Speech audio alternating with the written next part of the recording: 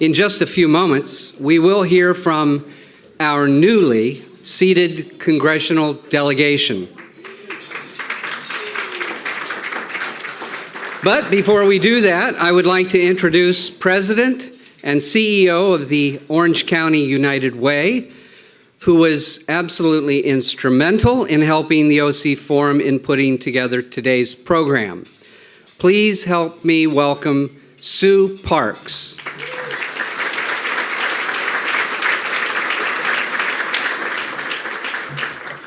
Well, good afternoon, everyone. It's an honor to be here, and we are so looking forward to the panel. So we are so thrilled our distinguished guests are here, Congressman Ruda, Congressman Cisneros, and Congresswoman Porter. So again, we're looking forward to hearing your vision for our amazing Orange County. And as the presenting sponsor, Orange County United Way is really excited that we helped pull this all together today. So to the team that made that happen, thank you. I think this is an extraordinary opportunity to learn more about the vision. And speaking of vision, I wanted to use this as just an opportunity to say really quickly, my little plug for Orange County United Way, that you knew that was coming, right, everyone? So today's United Way is really focused on improving lives in our community, and what we're envisioning is where everyone does have a high quality education and their health is good and they're thriving and they're financially stable, and every person in Orange County has a place that they can call home. We all agree on that? Home. So many people don't know much about the United Way, and the fact that we are a separate 501c3, we are all about Orange County, and that's why it's so important for us to know what's going on, because we want to partner with the elected officials in the room and all the cities in the room and the county, business, philanthropy, nonprofit, bring everybody together so we can really make this a community that all of us are proud to call home. And we are so proud of Orange County and everything that's gone on, and all the people in this room that do amazing things every day to improve lives. United to End Homelessness is our initiative to end homelessness. Have any of you heard of it? Yay, okay. All right. So we launched that not quite a year ago. We do have a one-year anniversary event. There's information on the table. I'd love for you all to come and learn what's gone on in this past kind of amazing year, this journey together. And if you are a property owner, if you own apartments and you're interested in being part of the solution, one of the things we know other communities have done really well is a standardized property landlord incentive program to encourage more private owners to step up and be part of the solution and be heroes. So if you are and you want to learn more of an amazing program we put together, there's information on an event coming up on that as well. So without further ado, I'm going to introduce a good friend of the United Way. In fact, he's a board member. He's a chair of our advocacy committee. And he is here at OC Forum. He is the honorary chairman. He is the executive vice president of National Community Renaissance. And he is just an amazing individual, and I know he's going to be a terrific moderator. So Mike Wayne, please come on up. Thank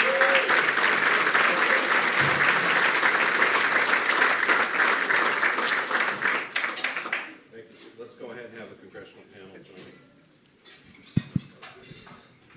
Thank you for that introduction, Sue. We're going to go ahead and let the congressional panel join me on stage.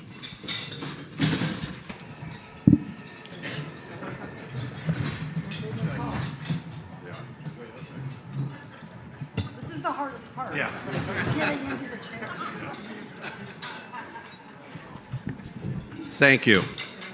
So actually the scariest part of today is if you find someone that doesn't want to share those fantastic cheese sticks at the table. So that's one of the things.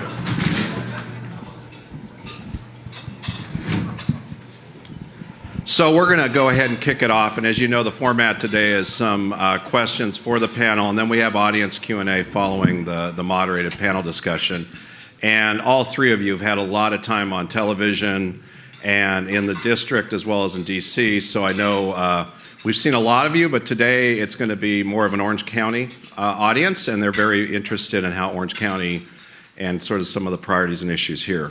So what we're first going to do is allow each of you, and we're going to go from my left over, to just share very briefly your top 3 priorities now that you're elected and no longer campaigning.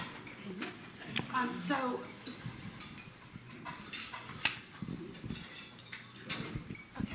I'm Congresswoman Katie Porter. I represent the 45th Congressional District, which runs from Villa Park and Anaheim Hills down through Tustin, all of Irvine, Lake Forest, Laguna Woods, Rancho Santa Margarita, Mission Viejo, Laguna Hills. And I serve on the Financial Services Committee in Congress, and I was formerly a professor at the University of California, Irvine, and I am a single mom to 3 school-age kids. So in terms of my top priorities, one of them is gun violence prevention. I think that's something you're going to hear probably from my colleagues. That's an issue that we've all been working on, and we're hopeful that we're going to be able to bring a bill to vote on this next week in Congress, which would be great. As a mom of 3 kids, I'm also really interested in working family issues and thinking about how we can help men and women, grandparents and others with the rising costs of childcare.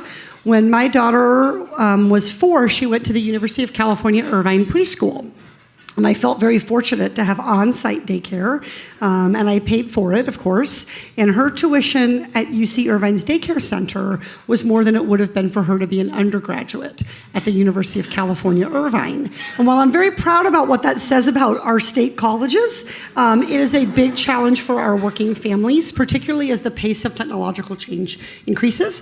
And then the last issue is I've spent a lot of my career working on helping families avoid foreclosure and studying families who are in financial crisis, often pushed to file bankruptcy by a job loss or a medical problem. And I see housing affordability as one of the biggest crises facing Orange County. We're obviously going to talk some more about homelessness, I'm sure, but it's also a crisis that goes quite a ways up our income levels. So we have a lot of families here who are earning the median income, but are spending 50 or 60% of that income sometimes to buy a home. And so this is a big issue for our businesses. It's an issue with our competition as we compete to draw jobs for the next century for our children and our grandchildren here to Orange County. So this is an issue that the Financial Services Committee is going to be working on. We're about 7 million, at least 7 million units short on affordable housing. We have not kept pace, and how we do that and how we create private and public partnerships to stimulate capital investment in affordable housing, that's going to be really key for Orange County going forward. Hi, I'm Harley Ruda, 48th District, where you all are. And I have to tell you a story. This is the first time I've been back in this room in a little bit over a year. And I was here, a friend of mine, Steve Short, who was a member of the Pacific Club, there was an event here, and the featured speaker was Congressman Dana Rohrabacher. And Steve called me and said, "Hey, would you like to go?" Ha, ha, ha. And I said, "Yeah, I'd love to go."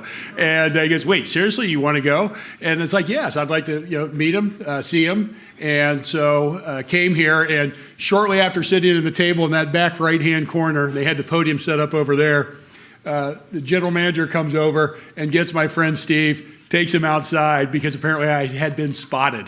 And I was told I wasn't allowed to ask any questions, which was fine. I wasn't planning on it anyways. But it's good to be here and be able to actually ask questions and answer questions. But to answer your question, what are our priorities?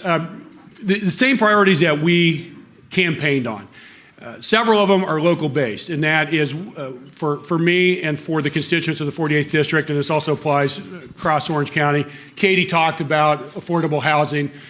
Coupled very tightly with that are issues regarding homelessness, sober homes that all are interrelated. We have fly-by-night sober homes that are coming in. I know Mayor Foley's here, and it's a huge issue in Costa Mesa where these companies literally recruit addicts from other parts of the country to come here.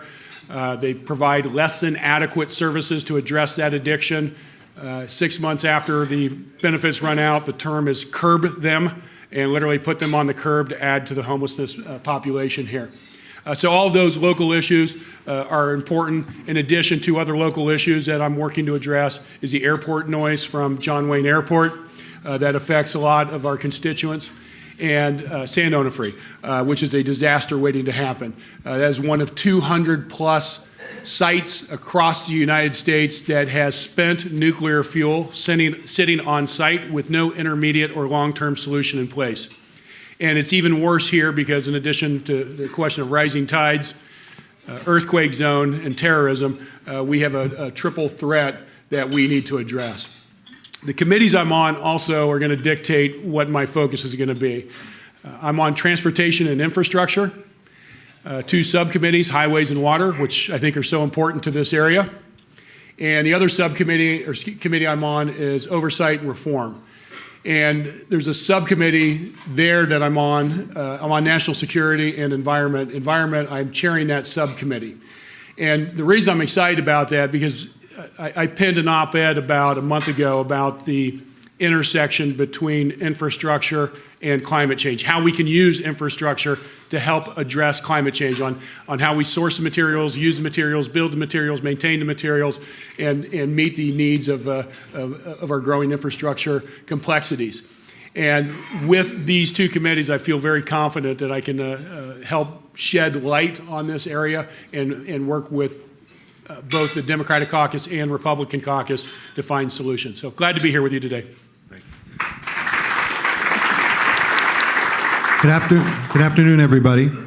My name is Gil Cisneros. I'm the congressman from the 39th Congressional District, which encompasses Northern Orange County, Eastern LA County, and a little bit of San Bernardino County as well. So we are very diverse in our population and our ethnic makeup of the district. In fact, I think it's one of the most diverse districts in the country. You know, what we campaigned on were basically education, common sense gun legislation, immigration reform, taking care of our veterans. Those issues are all still my priorities, you know, as a member of Congress. And those are things that we're going to continue to work on. The committees that I'm serving on House Armed Services Committee as well as the Veterans Affairs Committee. So I say I'm all military all the time. But, you know, like Harley said, the committee kind of dictates, you know, what you're going to work on. So, you know, being on the Veterans Committee, I know that's going to be something that we want to make sure that we take care of our veterans. I know getting a cemetery here, a veteran cemetery in Orange County, is a big priority of the people here. So that's something that, you know, I'm going to hopefully lead on that issue and work with our state legislature in order to make that happen. But the needs of our cities and our district are also something dictating, you know, what becomes a priority. Harley's on transportation infrastructure. So I am going to be going to Harley an awful lot to talk to him about the 57, the 60, and the 91, and about how we need to get those roads fixed. So he's going to be hearing from me a lot. So, you know, it's ever-changing. I will say it's ever-changing. We have our priorities, but the priorities, it's hard to just pin it down to three things because there are so many things that we need to focus on and we need to work together on to make that happen. Great, thank you. And we're going to go ahead and rotate to Representative Root on the next question. There's been much media attention to the pressure, particularly on the new members of Congress, to conform with the caucus priorities and to vote with the caucus and to align with the caucus. What's your perspective on that? Actually, I'd suggest just the opposite. You know, obviously, we want to speak with one voice best we can as a party, and we all want to come from the same place in supporting that legislation. But there's going to be times when you disagree with your party. I have voted 87 times so far, and 10 times I voted against my party. And what they want us to do is to not surprise them. The leadership does not want to be surprised. Understandably so. It's just the way it works there. You know, if we are not going to support a specific piece of legislation that's on the floor, we need to let the leadership and the whip know what's going on in advance and work with them. Sometimes it can also be addressed earlier in subcommittees or committees where you can get amendment or a change to the language that is satisfactory. Thank you. No, I just concur with what Harley said. You know, there was an issue, for example, that came up addressing wildfires here in California. I decided to vote against the party and you know, voted with the commitment, or the MTR. I don't even know what the real name is anymore. It's just an MTR, motion to recommit. Just because I know that's an important issue to the people of my district. It's important to the state of California. Like Harley said, there's going to be issues where you need to kind of break away from the party. And I will say the advice I got from one congressman that right at the beginning, and it's vote your district, right? Vote how it's going to help your district. And that's something I look into every day when I decide how I'm going to make my vote. I would just agree with Harley. Like, I think this is one of those things where the perception is pretty far from the reality. And we have conversations about whether we're going to support certain things or not, and when it makes sense for us to either pressure our fellow party members or to break with party. And I've crossed party lines on some votes, and frankly, I didn't do some things the party wanted in my campaign. I wasn't the endorsed candidate of the Democratic Party in my campaign, and so I think that we're continuing to try, and I think a lot of our freshman colleagues are trying very hard. Some of them, frankly, are pressuring the Democratic Party from the left. I'm sure they think that's really fun. Some of them are pressuring the Democratic Party from the right. I'm sure that Speaker Pelosi thinks that's really fun. But that's what democracy looks like, is this diversity of voices and doing our best to try to come up with what we think is the right decision. And I think the most important thing for me has been being willing to come back here. I've flown 26,771 miles in 6 weeks. I have been back every single weekend so far. I've had 2 town halls, 800 people total in attendance, and talking to people about why I took the votes I took. And some of them don't agree with me, but I hope and I think that they respect my willingness to hear them out, to explain my decision, to learn from them about why they may disagree, and then to pick up and continue that conversation as these issues come up again and again before our country. Thank you. Kind of a nice follow-up question. There's been a lot of media attention also to another issue, and that is within the Democratic Party and the caucus. The media likes to portray that there's an increasing schism between a more progressive wing and a more traditional liberal wing of the party. And perhaps one of the topics where that plays itself out the most is immigration. So how would each of you view your priorities in terms of securing the border and the humane treatment of immigrants? To me, I think I've always taken the approach that it's 2 separate issues. I'm for comprehensive immigration reform. That's something I campaigned on. But also, I'm a veteran who believes, and I've taken an oath to protect and defend this Constitution. I did that when I was 18 years old, and I will continue to do that throughout my life. And so making sure that our borders are secure is something that is very important to me. And I think we can do both. It doesn't have to be one or the other.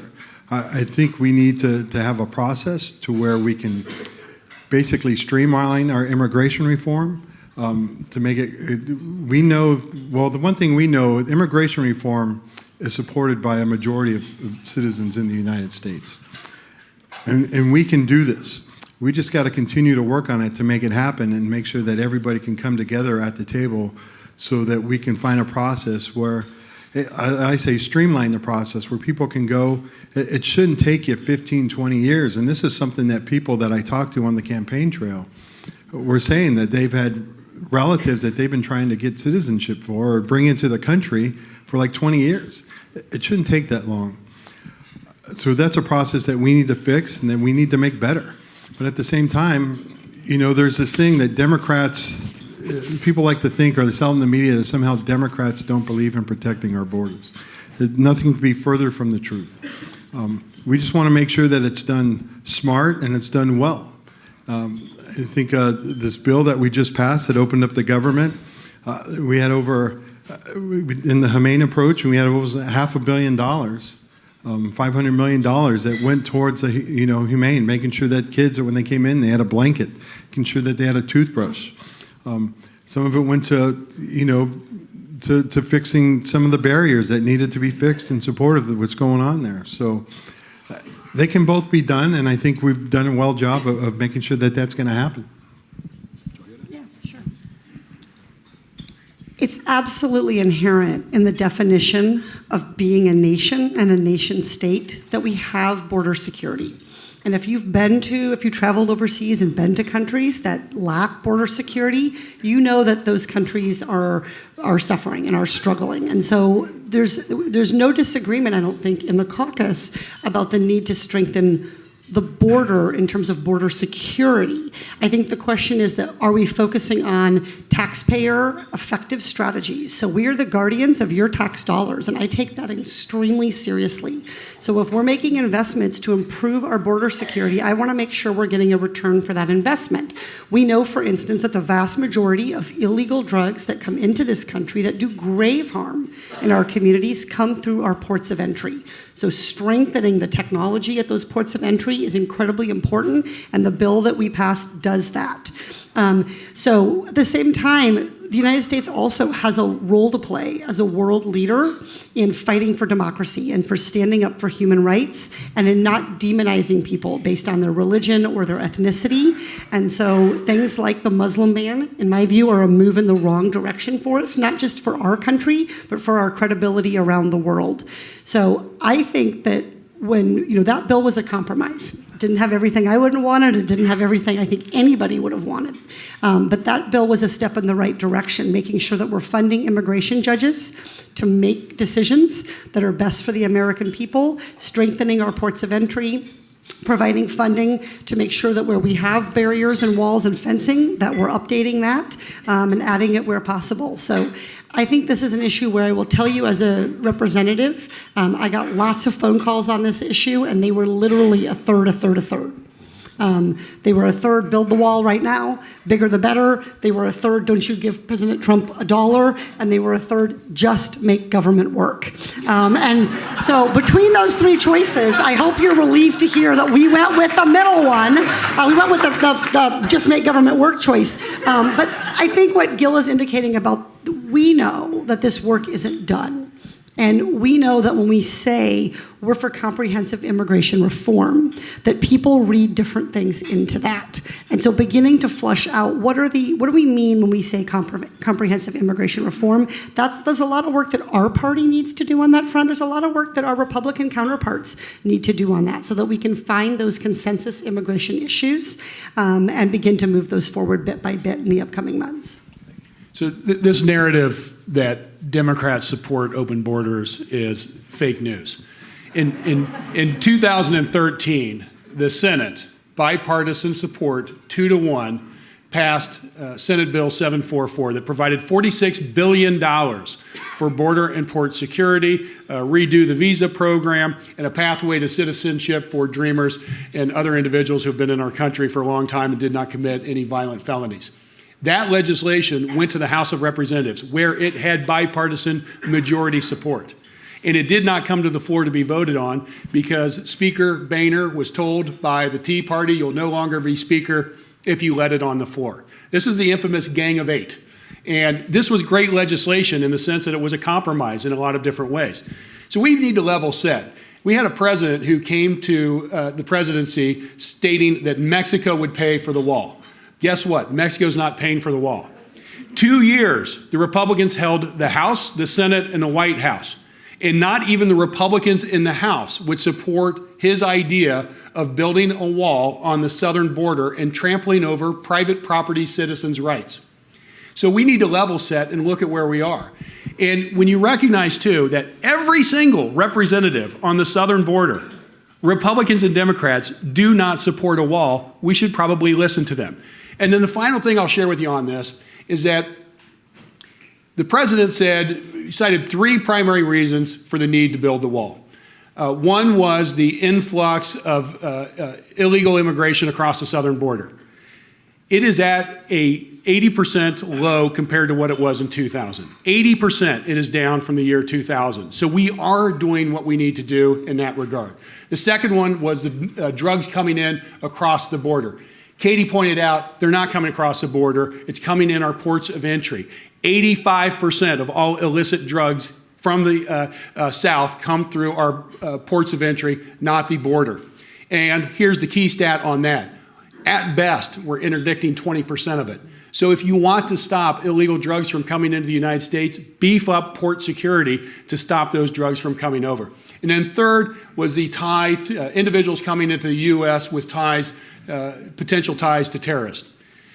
According to the White House, approximately 3,800 people were stopped from coming to our country who had suspected ties to terrorism. All but 47 of them were stopped at airports trying to come into the United States, not the southern border. Of the 47 who tried to attempt to come into the United States on land, 41 attempted via Canada.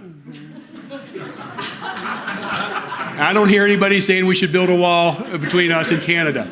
So listen, we've got to work from a place of facts and spend taxpayer dollars correctly. And claiming a national emergency in this area is unfortunate. If we want to talk about national emergencies, we should be talking about opioid crisis. We should be talking about gun violence. We should be talking about climate change.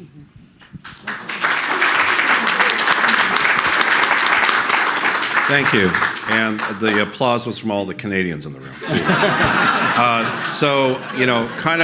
A couple of you talked about there is an enormous appetite for making government work right now, whether it was the shutdown or just the elections have become more divisive. So on many issues, how do you see your ability to work with members of the Republican Party to solve problems? Because I think for an Orange County audience and constituency, they're actually a real priority is solving those issues, even if it means bipartisan solutions. And I'll start with Representative Porter. So I think that when we look at the partisanship divide and this kind of perception that we're at an all-time high in terms of divisiveness and lack of civility and lack of function in government, I think there is a divide between what you see on the news and what is there in Washington. I'm not going to say it's not there in Washington. It is, and we've seen it, but we've talked to Republicans. I have friends who are Republicans in Congress. I think we all do. We sit with them on committees, we get to know them, and we talk with them. And so what you see, my best advice to anyone who's lamenting the degree of divide in this country, or who asks me, how do you stay so cheerful in light of this, this broken, dysfunctional government, is I don't have cable TV news. So I strongly encourage you all not to watch cable TV news and deal with people as people. And I think your faith in this country will grow. So, it is very clear that with the Republican controlled Senate, and even with the votes that we have in the House, that we need Republican co-sponsors to move our legislation, not just to get it passed, but to get the American people to support it. So the best bills are bills where we have Republicans and Democrats standing side by side talking about why we all have come to a consensus that we need to do that. And I think that work is happening. I think you're not going to see it on TV, you're not going to see it on talk shows, but it is happening in the halls of Congress. That said, I do think there's more that Congress can do structurally to create that. So one of the things that I would like to see, there's a select committee to modernize Congress. The average age of the Democratic members are 60. So I'm hoping it's a super hip, modern group of 60-year-olds. But I think there are some things that we could do. I think making sure that as much of our orientation is truly bipartisan as possible. I think trying to create a Republican kind of buddy system for the early days. I think making sure that we are creating opportunities for conversation in bipartisan ways. I think too much of my time is spent in meetings that have the word Democrat coming before it. And I say this to someone who is a member of the Progressive Caucus, and there are some issues on which I pride myself on being progressive, but I'm not going to be able to do my job very effectively if I'm not in constant dialogue with those who think differently than I do. And I think one positive regard in California and in Orange County is our fastest growing group of voters is no party preference voters. And what's great about when you're out knocking on doors, and we did a lot of it, is when you knock on a door of a no party preference voter, what you say to them is, I'm Katie Porter, I'm a mom, I'm a professor, I'm running for Congress, I'm really worried about safeguarding the strong educational system in Orange County, I'm really worried about making sure that my kids are going to have opportunity here, I care a lot about mental health and the affordability of health care. What's important to you?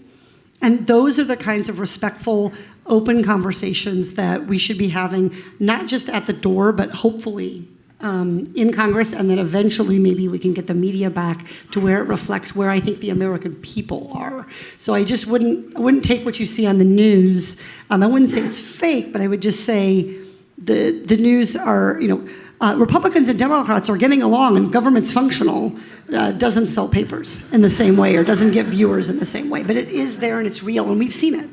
Yeah, and Katie talked about orientation. We we had this class of freshmen is about 100, and 60 Democrats and approximately 40 Republicans. And if you look at how we went through orientation, we had about 4 weeks, 2 weeks in DC, another week in Boston, and a week in Williamsburg, not quite weeks, but 4 times. The lack of opportunity to meet people from the other party was apparent and disappointing, extremely disappointing. It was almost like we got carted off to our respective parties, and this is how things work. And since then, I've made an effort to meet with Republicans on one-on-one basis. We have a group of about 20 Democrats and Republican freshmen that we're meeting on a regular basis. It really started first just because we missed this in orientation, what we thought we should have had. And so we started meeting to try and build relationships. It then actually started working on a combined freshman bipartisan solution to the shutdown.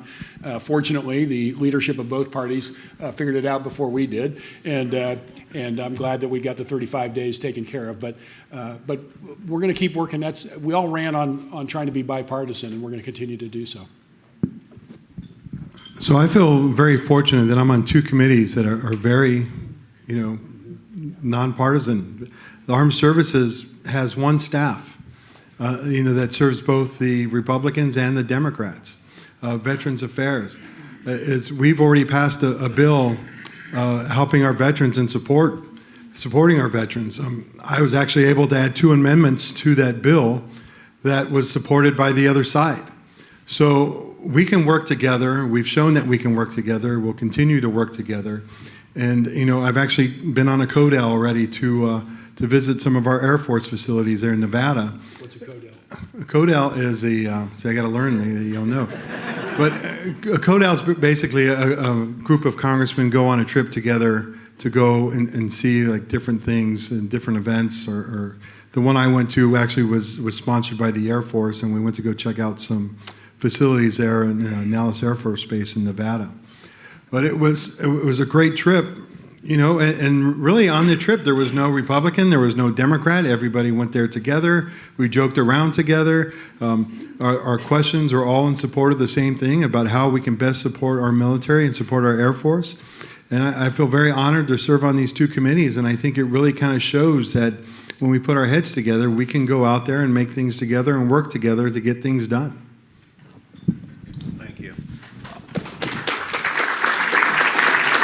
So one issue that we haven't touched on, we've touched on immigration, the media perception, a lot of those issues. I think, as you've heard today, both locally here in Orange County and nationally, the homelessness remains a vexing challenge for policymakers at all levels of government. And it's increasingly a top issue for the voters and other interests in every community. So it would be helpful, I think, for this audience, for each of you to share kind of your perspective and how you think the federal government or how you work with local governments on this challenge, which I think we're starting to see increasingly local mobilization and support to challenge, but there's definitely a federal role that we would love to hear from, starting with Representative Root.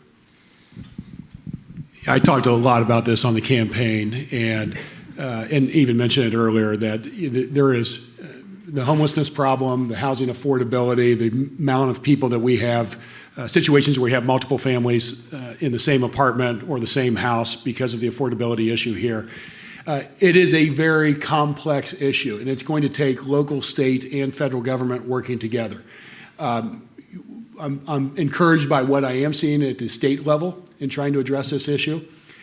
From the federal level, I'm also encouraged that we have legislation that will be coming to the fore. I don't think we voted on it yet, but I've added my name to it, and it provides $12 billion over the next 10 years in two primary areas. One, additional vouchers, and low-income tax credits, which have shown repeatedly that if we can provide developers with the incentives to build low-income housing, affordable housing, that's a great way to address that issue.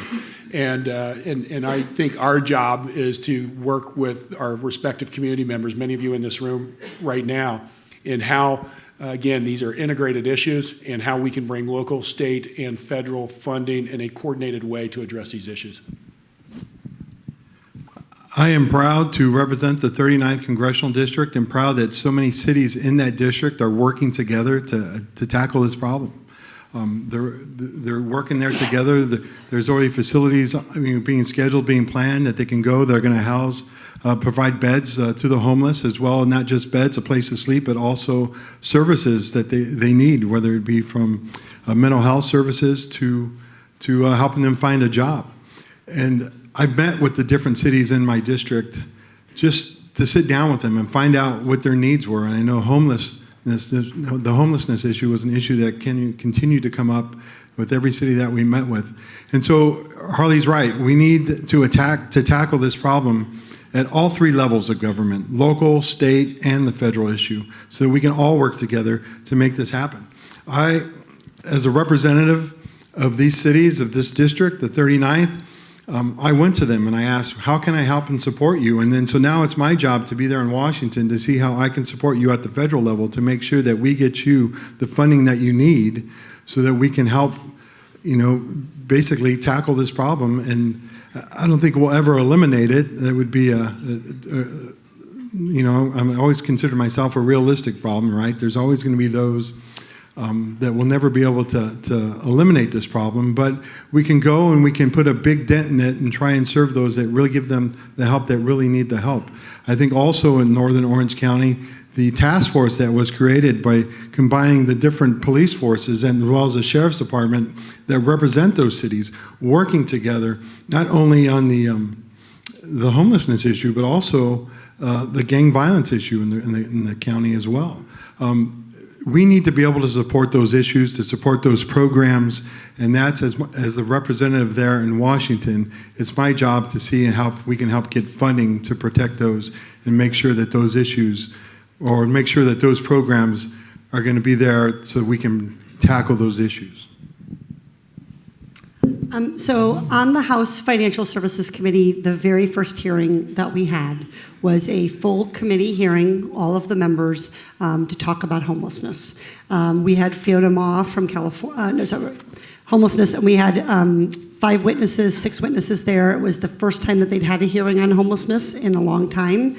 And I think, the research that the Orange County, I'm not paid to say this, the Orange County United Way research report is a really important document for us to have because there are some misconceptions about our homeless population. And so I have people who say, all these folks came here from Iowa. They just want to be warm. The research doesn't bear that out. And so understanding and doing high quality research, and that's a role I think the federal government can play. The homeless population is no more heterogeneous than any other population. And I volunteered at the Mercy House shelter up on Red Hill, and there are families there, some families who are fleeing domestic violence. They need one kind of supportive housing, and they need there's a solution to prevent that kind of homelessness, and it involves our family courts and social services. There are people who are homeless because they are in jobs that simply do not pay enough to afford housing. There's a solution to that. So we know the solution for any given homeless person, the research is very clear that a permanent supportive housing first approach not only stops that family from becoming homeless, but it also saves the county millions and millions of dollars. And particularly for what they call the heaviest service users, that is those who require the most trips to the ER or the most interface with the law enforcement officials or the most engagement. Those people cost almost $440,000 if they're unsheltered. If we put them into permanent supportive housing, that cost drops to $55,000. So the solution to the current homeless population, we know what it is. It is permanent supportive housing, and that's what we need to be doing our share of here in Orange County. Now, to stop homelessness from occurring in the future, That is about long-term planning and building affordable housing and bringing high-paying jobs to Orange County and doing the kind of local planning and bringing private capital, as Harley said, into the low-income housing market. But this is not a problem that we don't know what to do about. This is a problem where we need to come together under the leadership of our local, state, and federal organizations and have the political will to make the change. If you doubt me, look at what happened in the last several years with regard to homeless veterans. Congress allocated millions of dollars to help make sure that we reduce the number of veterans who were suffering homelessness. And do you know what happened? It worked.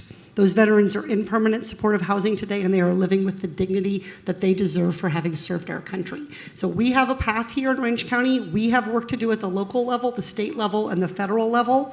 But this is not an unsolvable problem. This is a problem that we can dig into and we can achieve, and the cost savings, as well as the human savings and the savings to the kind of people that we pride ourselves to be here in Orange County and the quality of life that we pride ourselves on. That's what's at stake in this debate. So if you haven't had the opportunity to learn more, to read that research report, and to engage on this issue, to go and personally take your family and volunteer at a shelter, I really encourage you to do so, because it's been incredibly helpful in informing my opinions in this area and letting me take on as much of a leadership role as I can.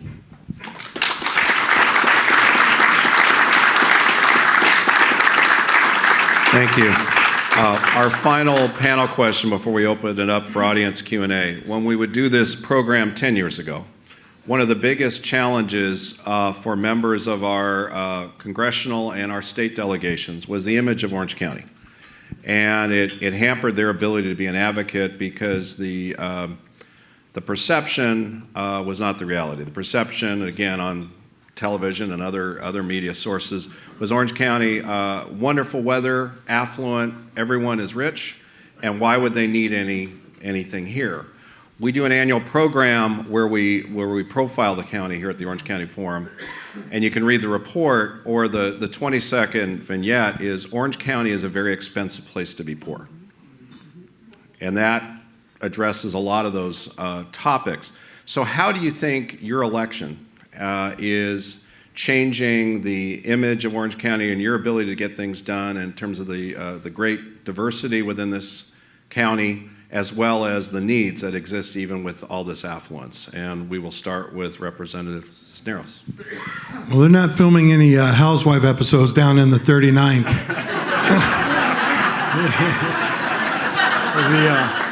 My Real Housewives are woke. You know, but I would say, I wish they would, because I think the 39th represents really what Orange County is. Working class people. And that's what the 39th is. It's a very suburban community. People have lived there a lot of their lives. This is where my wife grew up. It's where she brought me in. And, you know, and people want to stay there. A lot of those families that have lived there have continued to live there year after year after year. They want to raise their kids there, but it's getting harder and harder with the rising cost, you know, of housing in this area. So it's definitely a problem that we need to address and we need to work on. I think the other thing really that's changing here in Orange County is really the demographics. I mean, you could see it really, I think, in my district more than anywhere else. My district is basically, it's a minority majority district. It's a third Asian, it's a third Latino, and it's a third Anglo. And 20 years ago, it was nothing like that. And so you're continuing to see how the district changed, how Orange County is changing. And I think really, I mean, this is a great place to live. I cannot imagine living, I've lived in all four corners of the United States. I lived in Europe for a while. I cannot imagine living anywhere else other than Southern California, and then being in Southern California, living in Orange County. Yeah, give that a round of applause. And you know, it's a wonderful place to live. It's a wonderful place to raise your kids, and that's why so many people want to continue to live here and to do that alone. You know, they were raised here, and they want to raise their kids here. But you know, I think as you're seeing, right, the demographics are definitely changing in this community, and as those demographics change, you know, those families want to stay here and they want to raise their kids here as well. And so, basically the thing is that I want to say is, and I've said it a number of times already, but this is just a wonderful place to live, and I think the demographics are showing that, and that's why you're going to continue to see that change, and why it's going to continue to be more diverse, is because this is just a great place to raise your family, and more people want to do it. So I used to joke on the campaign trail that nobody moves to Irvine for the nightlife. And as a proud Irvine resident, I mean, on the campaign trail, you have a lot of late nights. And for those of you who are wondering, the Del Taco on campus in California is open 24 hours, but that is it. I mean, so why do people move here, right? I mean, they move here for the quality of life. And that's what we have to offer, and that is what has historically attracted people to Orange County, is our quality of life. And what do I mean by that? I mean a world-class public education system, from kindergarten all the way through our wonderful community colleges and post-secondary universities. It's the job growth that we've had and traditionally enjoyed, and the creation of new opportunities and jobs. It is the great weather, and we have to worry somewhat about hanging on to our weather with climate and environmental challenges. So I think Orange County faces some challenges in terms of our aging population and attracting younger people to the area. A lot of our graduates can't afford to stay here, or if they can afford to stay here, it's because they're living with mom. I'm pointing at some of these people who I know live with mom and dad. So I'm a mom of 3 kids. I have 2 boys and a girl, and particularly with my boys, I always say when you're raising white boys, you have to take the long view. Can you get them off the couch by 30? Okay? And so how am I going to do that? I'm going to fight to make sure that there are job opportunities for them here in Orange County that pay enough for them to be able to support ourselves. So talking about economic growth, and I think this idea that the Orange County economic engine is just in perpetual motion, I think we're starting to see that we need to feed it. We need to feed it with a good workforce. We need to feed it with public investment in infrastructure and technology if we're going to continue to enjoy that. And last thing I'll say is, I am so proud of people who got engaged in these midterms, whether they voted for me or they voted for the other person. Because I think for a long time, the quality of life here has allowed us to sometimes feel like what happens in Washington, D.C., or what happens in Sacramento doesn't affect us. And it does. So regardless of how you voted, I hope you will continue to vote. I hope you'll continue to participate in organizations like this and grapple with these issues. So I think that was something that was a very positive outcome of these elections, regardless of who you voted for or who you supported. The level of community engagement that we were able to stimulate, that serves all Orange County families going into the future, regardless of political preference. I completely agree with Gil and Katie, and I would add, from my perspective, and I think they would agree too, that when we look at the shifting values and demographics here, Gil talked about the shifting demographics, and as you mentioned in your opening, Michael, the affluency here, the ultra affluency that we have, especially here in the 48th District, there's very few places in the world that see that, but we also have abject poverty pockets of that are not being addressed. So we have the full range. But what I want to talk about a little bit about the 48th District and the area in general is that I ran on a platform that about reaching across the aisle and putting country and community first, because I truly believe most Americans are between the 20-yard lines. That we have extremists on both ends, and that tends to get the media's attention much more than what we have in common. And that we need to focus on what we have in common. And I think most people in this area, Republican or Democrat, they have socially progressive viewpoints, but are fiscally responsible. Now, you may put one of those in front of the other, depending on your party preference, but the common ground there for recognizing individual rights and being austere in our use of taxpayer dollars, I think we have strong commonality there, and we need to work together. And I do think for many of you probably know, I'm a recovering Republican. I left the Republican Party about 20 years ago. And for me, it was just because the Republican Party went in a much different direction than I expected. I left in 1997, and prior to that, you had a Republican Party that believed in environmental stewardship. You had a Republican Party who believed in a woman's right, who believed in voting rights, who believed in a lot of things that have now been put on the back burner or off the stovetop altogether with the current leadership of the administration. And I don't think that leadership represents what we have in common as Americans, as citizens, both across our country and here. And I'm hopeful, working with these two and working with members of our caucus and the Republicans, that we can continue to put country and community first. Thank you.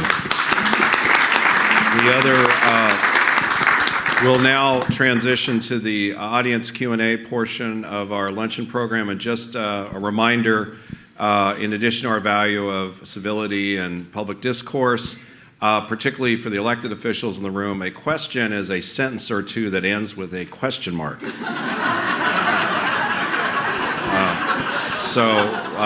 I think the panel has been very respectful of the time limits among themselves. So Matthew Buck has the microphone. Please raise your hand if you would like to ask a question.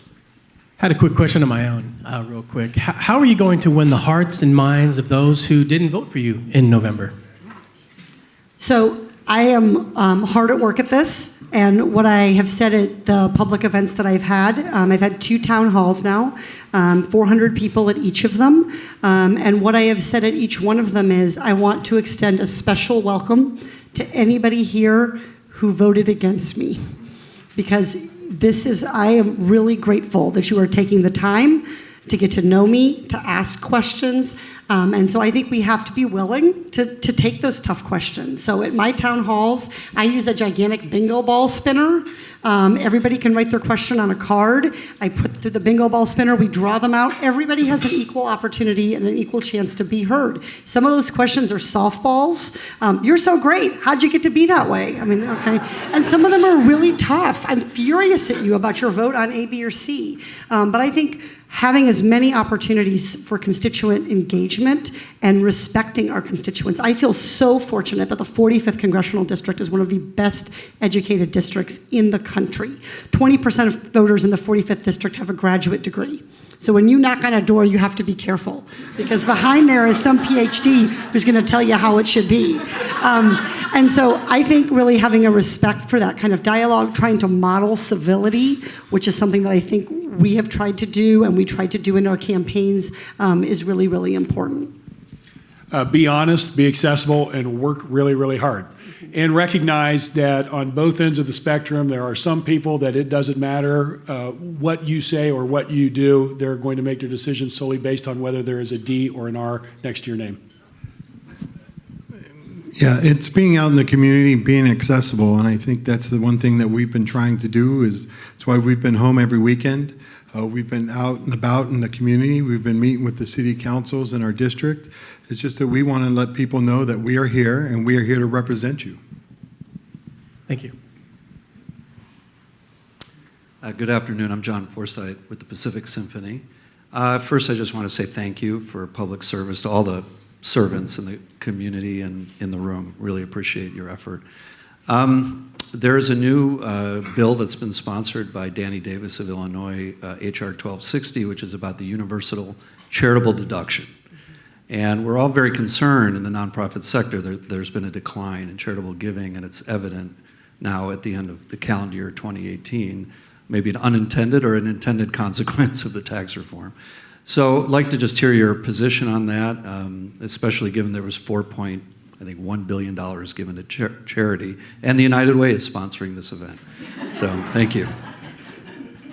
Go ahead, say more. I forget who went first, so I was like, we are, I think, anxious about the Trump tax reform and how it's going to fall on families here in Orange County and across the country. The elimination of the cap on the SALT deduction, the cap on the mortgage interest deduction, the elimination of the charitable interest deduction. I think these are going to be problems for Orange County. So that when we can get that data and start to look at it, I think you will see us start to respond. I am very interested in trying to remove that cap on the SALT deduction. Since we have had a federal income tax in this country, it has been a fundamental principle that your state and local taxes, the things that are closest to you, are deductible. And the lack of an ability to deduct that is going to really affect the ability of our cities and our county and our state to invest in the things that matter most. We also know about the charitable deduction. It's, for those of you who don't know, that as a percentage of their income, lower income and moderate income people actually give a higher percentage of their income. And so this is one where it's really not about the upper income, it's about actually across the spectrum. And so I haven't read the bill, and I'm not going to commit to anything that I haven't had a chance to read, but I will tell you that we're going to host a big town hall in April on taxes and on that issue. And if you have information and data from local nonprofits who have seen their charitable giving go down, we would love to have that data at the local level. It's very, very helpful to us as we go back and try to talk to our fellow colleagues about why it's important to support tax reform. And John, just to give you guys a quick civics lesson here, some of you I'm sure know this, but every bill that was submitted to the 115th Congress dies when the 115th Congress ends. So any bills have to be resubmitted into the 116th Congress that we're currently in. And on average, about 7,000 bills are submitted, of which about 700 actually become law. And so I actually have not read that bill yet, but I ran into Brad Britton, who runs the Columbus Foundation in Columbus, Ohio, who's an old friend, just happened to see him in the halls. And my understanding is he's trying to put limitations on the deductions of charitable giving. Is that correct? I don't know. I haven't read the entire bill myself. I just know that from the standpoint of the arts advocacy groups, this particular bill seems to have the language that is most appropriate, broad and nonprofit sector. Okay. So it's not an arts bill per se. It is really about the nonprofit sector and universal charitable deduction. It just allows anybody who does not itemize the opportunity to deduct their donation. Well, I think it's safe to say that we are all big supporters of the arts and how important that is in our respective communities, and encouraging people through the tax code to give in a responsible way. I'm certainly very supportive of that. Would like to see the end legislation. Big fan of the Pacific Symphony. I love that when the opera went away, that you guys have taken on that role of kind of creating those performances where you actually perform an opera, which is, I think, is wonderful. I haven't read the bill either. I haven't seen it, but I think we need to encourage people to donate, and if we can do that, give that incentive through a tax break, I think that's what we need to do, and I would look forward to seeing that legislation when it comes our way. Okay, we have time for one more question. Barbara Del Glaze, a city council member from the city of Huntington Beach. First of all, I'd like to applaud all three of you for the commitment you've made so quickly after the election to be so visual and vocal and having your meetings. It's a breath of fresh air. My question is, you've touched on some of them, but one I just wanted to bring to your attention, Mr. Ruda. The airport issue is a regional issue. Don't forget Huntington Beach. We have Long Beach flying over us every about LAX. 10 minutes. So I'd just like to remind you. But to acknowledge Mayor Foley, Costa Mesa has been a real leader in dealing with homelessness. We're all struggling with it.